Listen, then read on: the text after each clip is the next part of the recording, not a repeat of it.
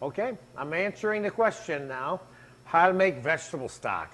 And I'm going to ask myself a couple of questions for you and answer them too, like why would we make it and what would we use it for? The reason I'm answering that question with this particular stock, because you'll find in general in this class these different stock lessons. I don't tell you very much about what we're going to do with it, because that's another ball game here. It's too big of a can to open up for most of the stuff that we have, because we're using it everywhere. But the case of the vegetable stock, I say the word stock, but I really should use the word something like vegetable fumet, which is, or essence of vegetable, or something like this, or the aroma of vegetable. Keeping in mind, what is a stock? A stock is flavored water, okay? So we're going to make a vegetable stock, but this is mainly an accommodation for vegetarian use. It doesn't have the depth and the flavor of the meat stocks, the white ones or the brown ones, or any ones for that matter. And it's kind of exclusive for vegetarian use, okay? On the other hand, there's a specific recipe that I have for a cream of vegetable soup, which we'll do in the soup class, which is the next class after the stock and sauce class, where this is utilized for a cream of vegetable soup. And it's both vegetarian, or it doesn't have to be. You can mix the vegetable stock into white stock also when you make something like that, but that would be basically the kind of uses for it. So vegetable stock means a whole bunch of vegetables in a pot, simmered for a long time in water until the water takes on the flavor of the veg. And you throw the veg away, strain the liquid, and there's your vegetable stock. In the stock we're going to make today, we're going to put some carrots, some turnip, some garlic, onions, mushrooms, potato, parsley, tomato, celery. You can certainly add cabbage and zucchini and peppers or whatever you feel like putting in there to the most part. Unless there's some flavor of a particular veg that you think will dominate or take over this vegetable pot, you can probably put it in there. Unless it's that kind of vegetable. I can't think of what that might be. Like overloading this with turnips, for example, would make the thing taste like turnip stock. So we're going to cut up our carrots. I'm going to just stand here for a second and cut up everything, and maybe I'll talk to you a little bit, and maybe I won't. It depends. If I talk to you, it takes me longer to cut stuff.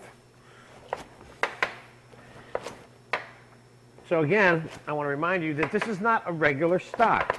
This is an aberration, if you will, to accommodate the use for vegetarians. I would think, don't forget, aberration, this is not a negative way in which to look at it. It's certainly an adulteration of the word stock. The use of the word. All right, we got some carrots.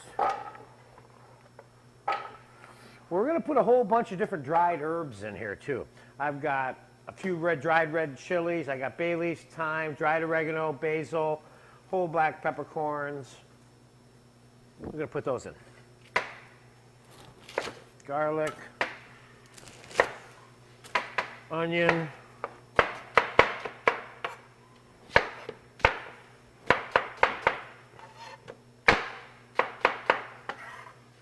potato,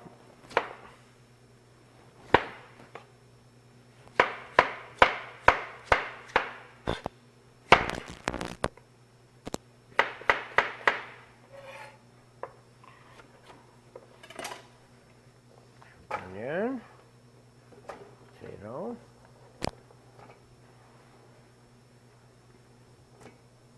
and let's throw some parsley in there. And now these celery flowers, if you will, are very nice little garnishes for different things. Like if you had a cream of celery soup, for example, and I'll show you in the soup class how to use garnishes on things for the first time in the course, which would be in class 2. These, like in cream of celery soup, for example, you put one of these pretty flowers right inside the soup. Little almonds, a little bit of chopped parsley. It's really nice. Anyway, you can, when you have some celery flowers and you're cleaning your celery for your stock and you want to use them tomorrow, just take these and put them in a little cup of water and put them in the fridge, like a little bunch of flowers, if you will, okay? And they should stay pretty good for at least one day. After one day, I'm not so sure how crisp and nice they'll look, you know? So we'll take the flowers off.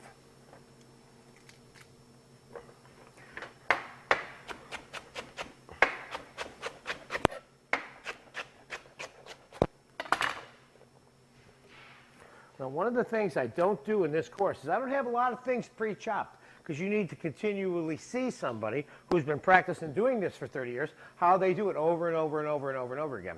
Because one of the key things to learning how to cook, don't forget, is learning how to emulate people that already know how to do it. That's certainly how I learned how to cook, and I can't think of anyone who didn't learn that way.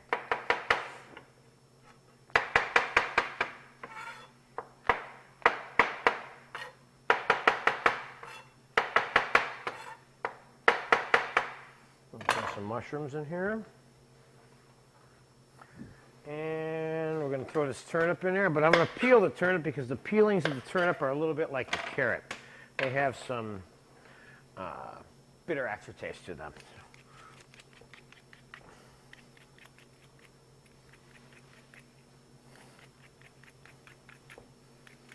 You know, people are always talking about,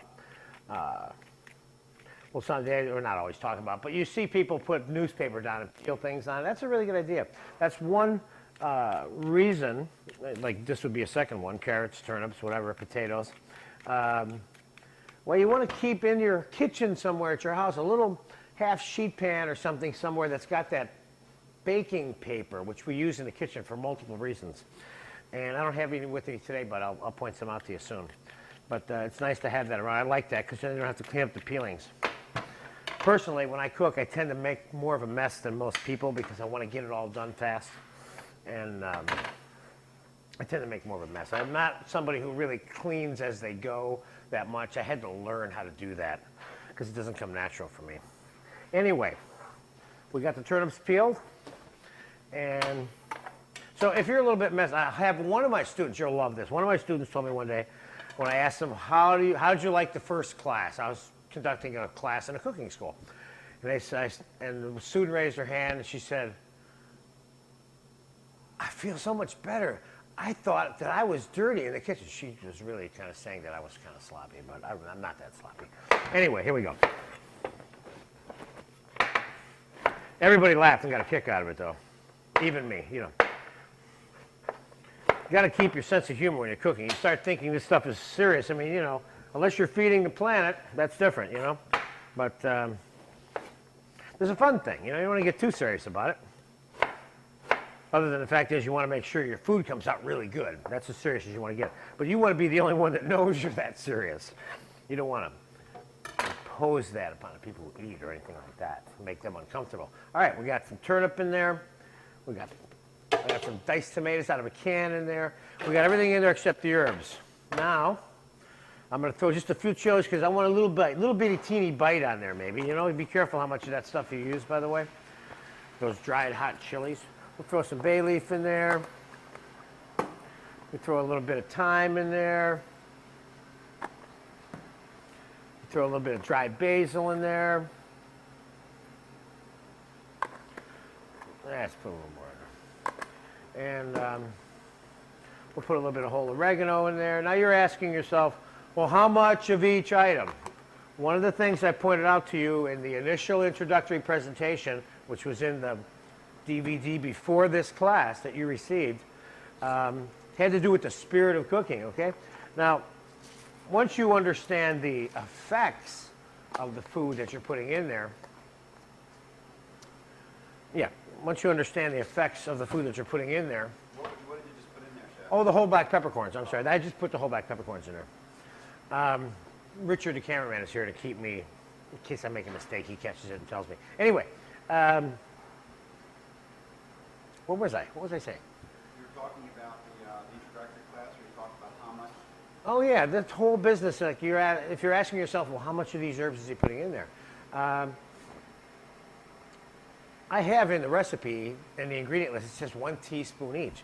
Now it depends what you want it to taste like. Maybe you want it to taste like a lot of basil. Put more basil in there. So don't get stuck on exact amounts. More of the how-to. You will slowly learn the effects of the things and decisions that you make in the final analysis of eating the foods. And that's called cooking experience. Anyway, we're going to take the vegetable stock, put it on the stove, and we're going to fill it with water. And this one, we're not going to do it at a rolling boil, but we're going to do it at a real high simmer for a long time. Hour and a half, 2 hours. And that should be pretty much, we'll extract any flavor that's in there out, and then we'll strain it. And I'm going to use this exact soup stock right here for the soup class, okay, when we make that cream of vegetable soup. We'll cover that up with water. Again, you're going to skim this, but this doesn't give off any fat and very little scum because there's nothing in there but vegetables, okay? So that's the vegetable stock, and we'll come back. This is a 2-take lesson, the vegetable stock is, and we'll come back after this is completely boiled for about 2 hours, and we'll strain it, and you can look at it. I'll taste it and play with it and tell you what I think about it, and maybe we'll talk a little bit more about it then, okay? All right, the completion process, which is fairly simple on the vegetable stock, is as follows. We cook the vegetables that we put in the pot. Oh, I cooked these for about 2 hours. Now, one would think that those vegetables are good, and you could sit around and eat them and put a little seasoning. I mean, you probably could. They certainly wouldn't be considered optimum by me at all. And I, if I was desperate, I might use them.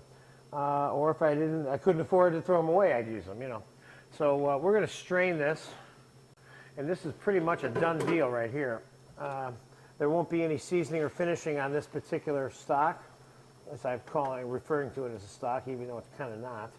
Now, Chef, what happens if you put too many bay leaves? By the way, when I made this, I put the thyme and bay leaf in twice, and it doesn't mean anything. It just means it has more thyme and bay leaf in it.